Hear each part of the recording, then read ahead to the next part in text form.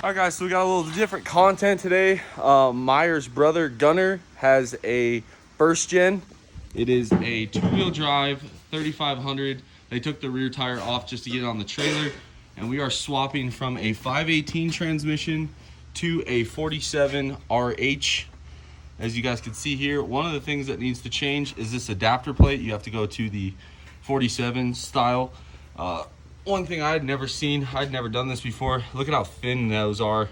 The converter isn't a lot bigger. So we're gonna go ahead and get this adapter plate pulled off and put a second gen one on here with a second gen style flex plate for like a 47, 48. And then here is his old 518. It's got this little baby converter in it. And these are the trucks that don't have lockup. They just have overdrive. So kind of get a little bit more trans heat. They don't get all the power to the ground. You could tell because it's got the 2 wires instead of 3 wires. And then you have your park neutral safety switch down here. Should be a pretty easy swap. Take you guys over. Meyer built this one off camera, but this is a 47 RH. Meyer, is this full manual? Yeah. Full manual valve body. The output shaft speed sensor fits just fine. We had to make a plug. Basically, we soldered the wires in, filled it full of an epoxy to kind of try and make a half style plug. And shout out to the OG input shaft from my 12 valve long ago. It's about a spline over. It'll be fine. This truck's very close to stock. And here is his factory 518 converter. As you can see, a little bit shorter. It does not have lockup, so it is purely a fluid coupling in here. Yikes. There's the top side for you guys. Again, the lockup should be a nice improvement for him. Hopefully he likes it. This tranny came to us because it had a leaking converter shaft seal, so it was just puking fluid out past there and dripping on the ground, and was undrivable. One thing I did miss, it's like 47 RHs were meant to have full manual valve bodies. You guys see how they got rid of this. This is a factory pan. There's a nice opening here and a reinforcement. This is going to be really strong for our shifter bracket. That way the cable can come in from the front there. All right, so here is his shifter mount. Added some nice triangular gussets. We found that it tends to flex a little bit, especially with as much leverage due to how tall this one is. We gusseted it up there. This is just 1/8 inch plate, and it is 7 inches long, 6 inches wide. And then on this plate, you can see we contoured it to the transmission tunnel nicely there. That'll help keep it secure. And then we just gave it a nice little rattle can paint job. Want to make sure it doesn't rust under there. And we drilled our holes up here for the bracket and the wiring for a nice clean install. 2 dowels, so it doesn't want to completely fall off, but just kind of wiggle it, just like Gunner's doing here. All right, and as you guys saw in the video, we did miss the 2 bolts that mount the transmission heat exchanger. There are 2 10 mils up here right above the access hole. As you guys can see, this truck actually did need a rear main seal. Given the fact that this odometer probably doesn't work and it stopped at 200,000 and it just stopped yesterday. No, this isn't a for sale post, but we are going to replace the rear main seal. We are using a wear sleeve one. Basically what a wear sleeve is, there's this metallic ring that is a interference fit that goes over the snout, or in this case the rear end of the crankshaft. This is an Interstate McBee seal. We've had really good luck with them. I use them in my race truck and my daily and other dailies. So we'll go ahead and get this put on. Easiest way to do it, just take a rubber mallet and beat the wear sleeve on. You don't want to use a metal hammer. What happens if you use a metal, you'll kind of give this a nice little ridge here. And what that will do is tear the seal when you install it. And if you guys look here, there's more of a taper on this side, on the inner side here. And then this side's flat. Obviously, this is the way it needs to go onto the crankshaft. That's to help you get it pressed on there. Again, rubber mallet, tap it on there, put your new seal in the housing, and you are ready to go. So Myra's gonna show us how to get it out. It's pretty simple. You put a self-tap screw. Whoa. Oh, round 2, buddy. Rookie mistake. So you put a self-tapper in there, just like so. Make sure you don't hit the outside of the housing. I've also done a carpenter screw with great success as well. And don't worry about your oil, like that's what a filter's for. And then to bust it loose, we're actually butt it in. Wow. So usually I just use a pry bar, but Meyer is gonna, you know what, his turbo installation saved us some time, so maybe this will do the same.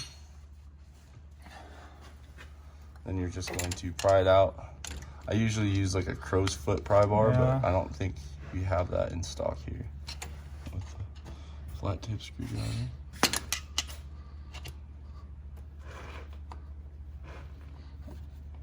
I need a legitimate pry bar.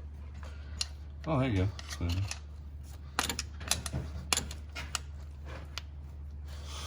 Dude. And off she comes. Oh, sort of, almost, kind of. Mer, are you taking the rear housing off? No. And why not? Because they're centered. Why mess it up? Just wanted the people at YouTube to know. So now we got that one off. He's gonna go ahead and install the wear sleeve next. I do recommend a little bit of 640 Loctite. Number one, it kind of gives it a little lubrication going on, and it prevents that sleeve from moving around. Installing there, or lubricating it with that 640 retaining compound. And then, I'll be honest, I don't usually put retaining compound on the outside. I send them in dry, like the instructions say, but to each their own in this case.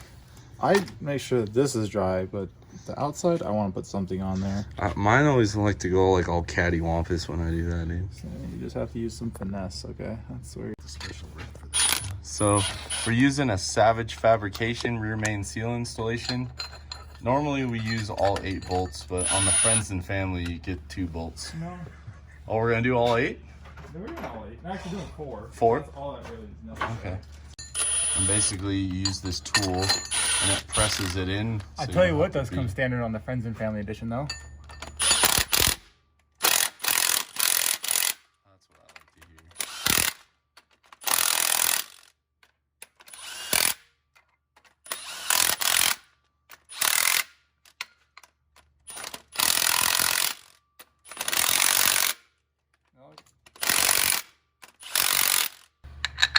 Look how convenient that is. You got 4 holes right open, ready to go. Dang, dude. Hashtag first time. Doesn't look like the same size socket though. It is not.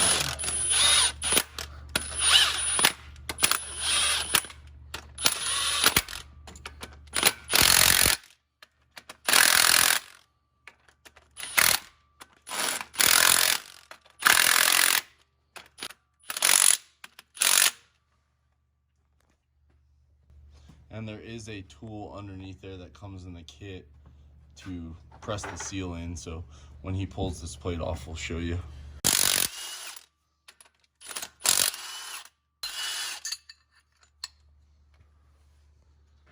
And there you have it. Installed with wear sleeve, looking pretty good. There's actually no ridge. And you got full depth. Nice and even. Should go another 50,000 before it starts puking oil like any other 12 valve. One thing I'll note, if you're using a stamp flex plate, then that drives it on good enough. If you're gonna use a billet flex plate or a flywheel, then you wanna make sure you bolt that up really quick because that's gonna push that wear sleeve in a little bit further. So just, you know. Dude, Tech Tip Saturday? Yeah, pretty much. That's what I'm talking about. Now, one real thing before you put the adapter plate on, make sure the dowels stayed in the block. If they came out with the adapter plate, you're gonna wanna transfer those over to your new adapter plate. Those dowels are important. That's what centers the flex plate on the block. Sorry, adapter plate on the block. Again, guys, here's that first gen adapter plate. As you can see, very, very narrow.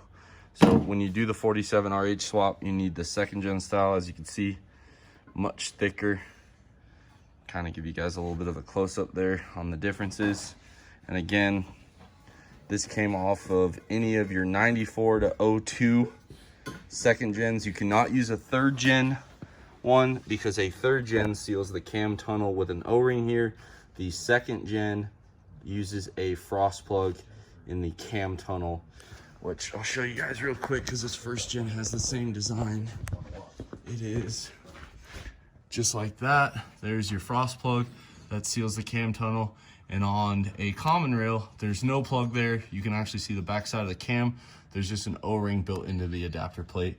So then you want to make sure you transfer over the transmission to adapter plate dowels. All we did was pull them out of the old one with a set of vice grips, get them to spin, pull them out, and then tap them into the new flex plate. So now you're going to go ahead, put the second gen style adapter plate on, and you want to make sure you find those dowels. Do not find the dowels with the impact or the bolts. You want to. I prefer to find them with the bolts because you know that they're drug home. Yeah, so found them. Now we're gonna go ahead and put the bolts in, and then you're gonna just reuse the same bolts you had before. They got plenty of thread engagement. I always like to start the 2 bolts on the dowels first and impact those on.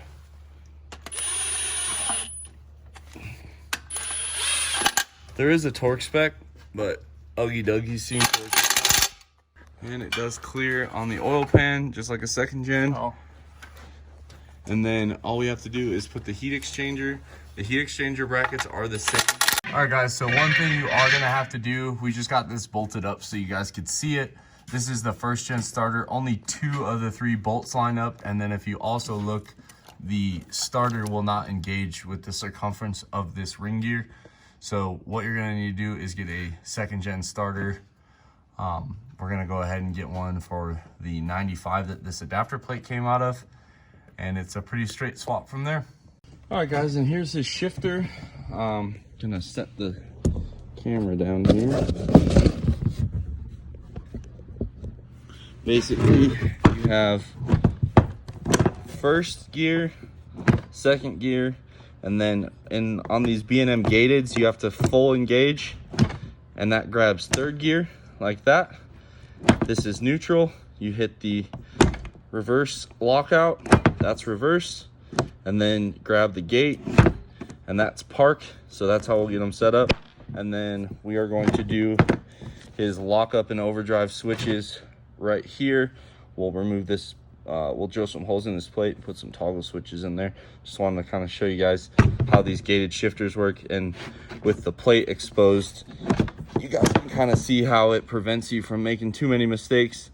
The only thing I have seen and done myself is if you grab this lever kind of softly, you can accidentally hit neutral, which I have done in my 05. All right, so now we're installing the bottom plate, and we got Gunner up in the cab working on the top side. I did machine 2 of these bolts down because of clearance on the transmission.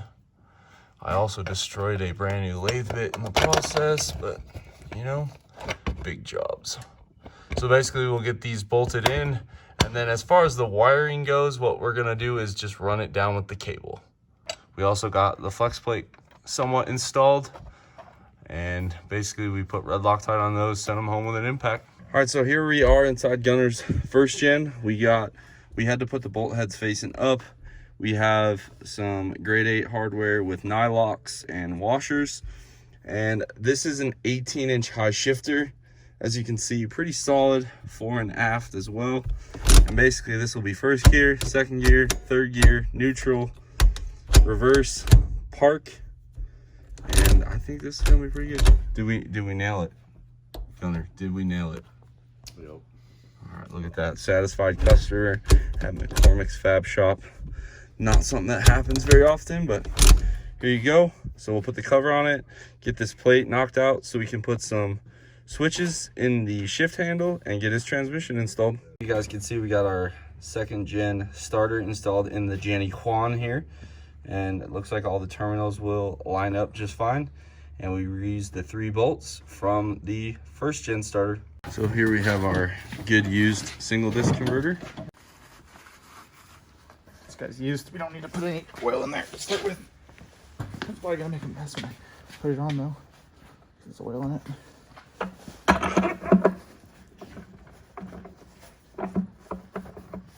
Dude, that's fully skeetered, it looks like. Yeah. You can do some measuring, but we should be good. Again, I usually just try to stick my hand. I can't get it back there, so we'll consider that one done. So we got the golden trans in here. Not gonna cover installation, just wanted to show you guys it going in here. I just want to make sure. After that, we'll fill up some fluid, tighten up some bolts, and we'll be good to go. So Murray's inserting the shaft. Like a rookie. God. Dang. All right. All right, so we ran into our first real issue. This bracket here, because the adapter plate is now thicker, it moved the trans back. This is the two-wheel drive bracket. So essentially what needs to happen, these holes need to be an inch further towards the front. So we are thinking about cutting them off, welding them on, maybe just adding to them.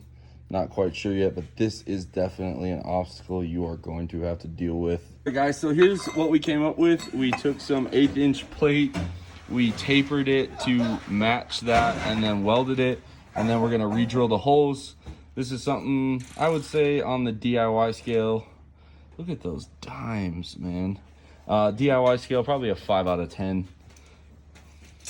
So here you go. This is only for a two-wheel drive. It ended up working out great with the little tabs there. Drops right back into the factory location.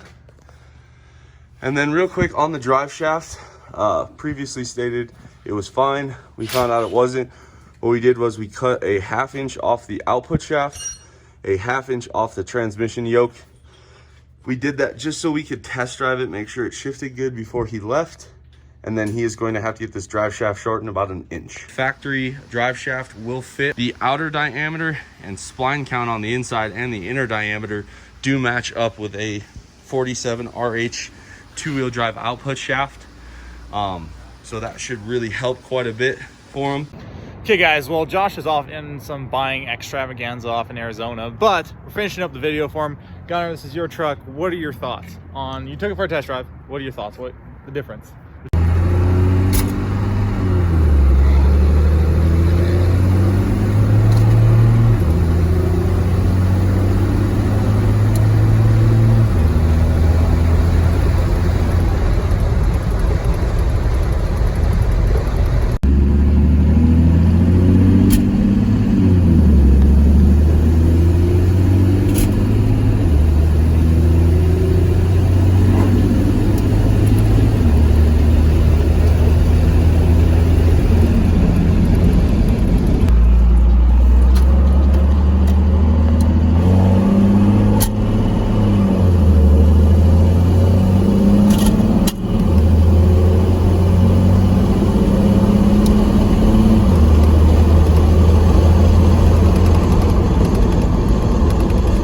Slush-o-matic. Slush-o-matic sums it up perfectly, I think. Shoot, man. I So think it's fun now. So now everyone, I feel like everyone is afraid of a full manual valve body for some reason or another, and they think it's only for high horsepower trucks. You have a stock VE. Like, do you think like you should have just gone full auto? No. Dude, like this is So literally anyone that thinks that, they need to find a buddy or someone with a pair of balls that owns one and let them test drive, and then that might change their mind. yeah, dude, it's so much. It's like if you like a full manual, if you like a manual transmission, but you just don't like driving in town, it's perfect. It's like the best of both worlds. So anyway, we're got in the Denny parking lot right now. We're about to get some food and just finish up a weekend with the family, I guess. So anyway, catch you in the next one. And there you guys have it. That is a 47 RH going into a 1992 first gen two-wheel drive dually. The truck that's up here on the lift. Got it shifting good. Gunnar seems to be happy with it. And hopefully this transmission goes to live on for another 300,000 miles. But it's a first gen, so the odometer probably doesn't work. We'll never know. As always, guys, like, comment, subscribe to the channel. Till the next one.